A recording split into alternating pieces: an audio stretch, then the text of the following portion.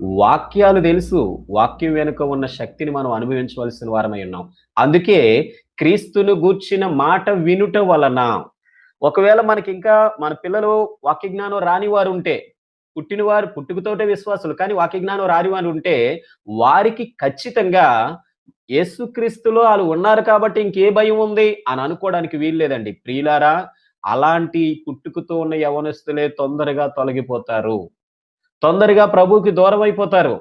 అలాంటి వాళ్ళే తప్పకుండా ప్రభువుకి వేరుగా నిలుస్తారు. వేరుగా ఫలిస్తారు. కారణం ఏంటంటే ఒక చిన్నపాటి నిర్లక్ష్యం ఉంటది.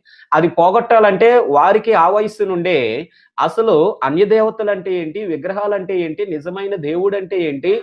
ఈ సృష్టి ఏంటి? ఈ విలువలేంటి? మనిషి ఎక్కడి నుంచొచ్చాడు? మనిషి ఎక్కడికి వెళ్ళాలి? ఇవన్నీ మనం నేర్పించగలిగితే వారి విశ్వాసం స్థిరంగా నిలబడుతుంది.